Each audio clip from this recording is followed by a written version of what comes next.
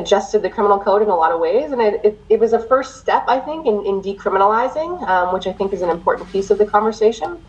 So we're going to keep going, and there's lots of allies in the House in my party that believe in decriminalizing and in supports and safe supply, and also just in the continuum of care that is required and in addressing addiction as a health concern. So once we're all on the same page, I think we'll see more concrete plans. But ultimately, it's about trauma, and you and I have talked about this before. That it's about broken communities. It's about the fractures in our society, and we have to address those as well, or else we're never going to deal with this issue completely. So it's something I'm seeing everywhere in all corners of our province, certainly rural, urban, it doesn't seem to matter. It's ripping families apart. So we need an all hands on deck approach, something I talk about at all levels of government.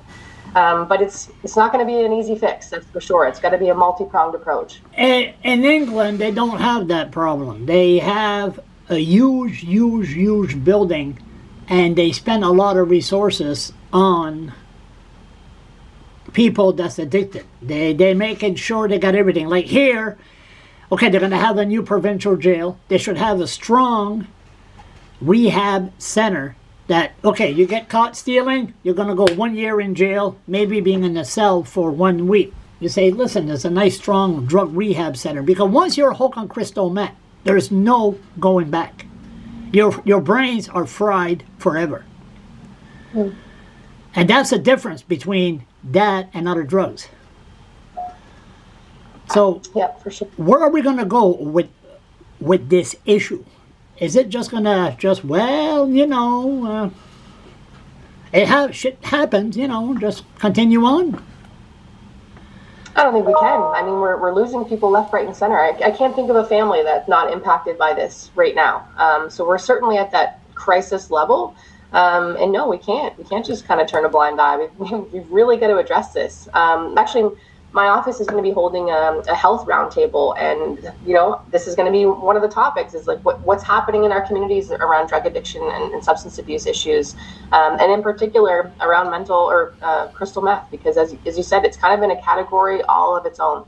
Dominic Carty, I tackle him trying to talk to the kids, and like if you have Black Lives Matter, you have posters, you have rainbows posters, you have the unmarked graves, and you have all posters in the school to educate our kids. How come we don't put posters say no to crystal meth, and how come the federal government don't spend the money to pay for advertisement on TV say no to crystal meth?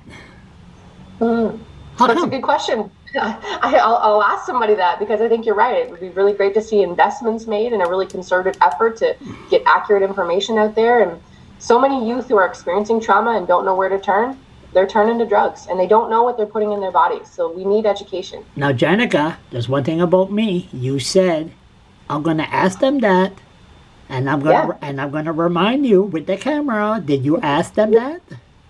Great. Yes, hold me accountable. I will. So watch what you say, because I will make sure that you do. And even, Charles, this is the prime minister. I got to ask, did you ask him that right now? Charlie, focus again. The question is, it's just, the way I look at it, the education department here in New Brunswick, the bureaucrats, the snobby bureaucrats. Oh, my kid will never do crystal meth. My kid do drugs, they do cocaine, or higher drugs. Crystal meth is just a poor person's drugs. But these things they got Drano inside. That's why Dominic Carty, I asked him if they educate the kids, but he don't seem to really. They say, well, we talk about drugs. But meth is a different issue. It's total, I don't know. Don't you love to? Go ahead. The piece is because it's also cheap. And I think that's why so many people are turning to it.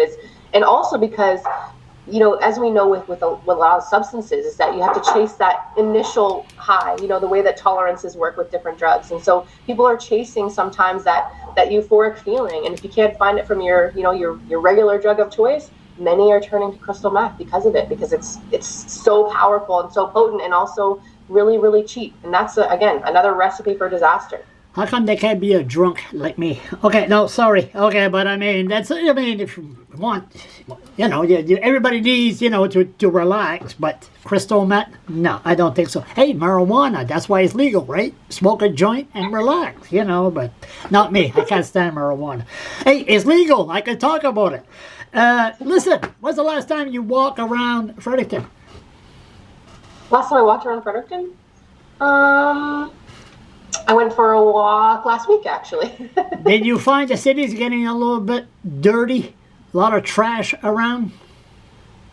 I didn't notice, honestly. There was a nice layer of snow at that time, but it's an issue we see in the spring, but yeah. Because you had tents, a lot of tents around. Again, crystal meth. And they leave trash all over the place. And by the river.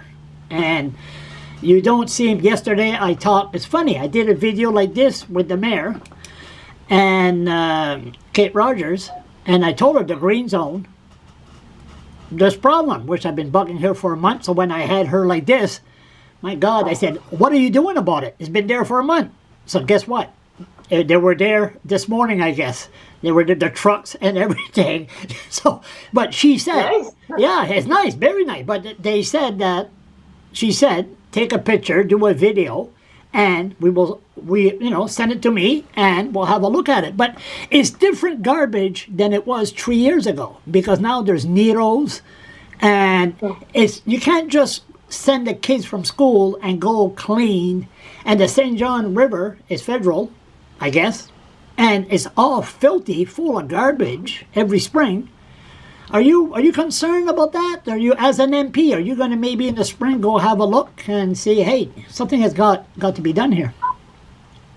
Yeah, well, we were talking actually as a team yesterday about some of our Earth Day initiatives, and we want to do a big thing about trash and about our city, and thinking about the health of the river is a really great piece to add to that as well. And I think it highlights again that this is an issue of health, it's an issue of trauma, because I think that anyone who's experiencing maybe homelessness or they're experiencing substance abuse issues, you're not thinking about your contributions to your community as far as, making sure you clean up after yourself or making sure you make lifestyle changes that are going to be reflective of our climate goals, for example. So we have to tackle some of these really big issues if we want to be able to tackle the other really big issues like climate change. And it seems really, I think that like a leap to make that kind of connection, but I don't think it is. So we have to address things like poverty in our communities and substance abuse issues until we can get to those big ones. So it's all connected, and absolutely, we do have some plans in the works for trash collection, but to have that extra element again about protection of the river and the Willistook, I think is a really great piece that we'll certainly include.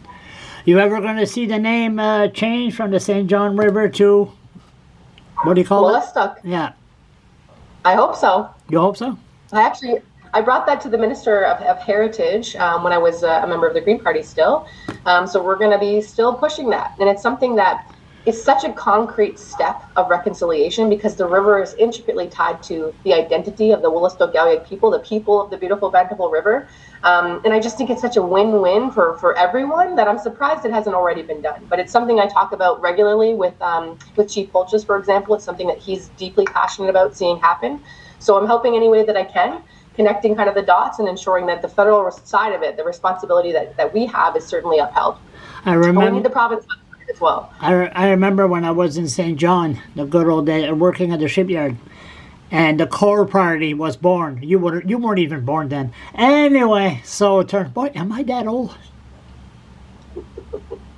Oh my God, yeah. Anyway, sorry, flashback. Turned around, they were fighting, and then I said the St. John River. And I said, it's not the St. John River, it's le fleuve Saint-Jean. La rivière Saint-Jean, le fleuve Saint-Jean. Well, we're not going to call that the frogs. I say, excuse me, I'm not sure.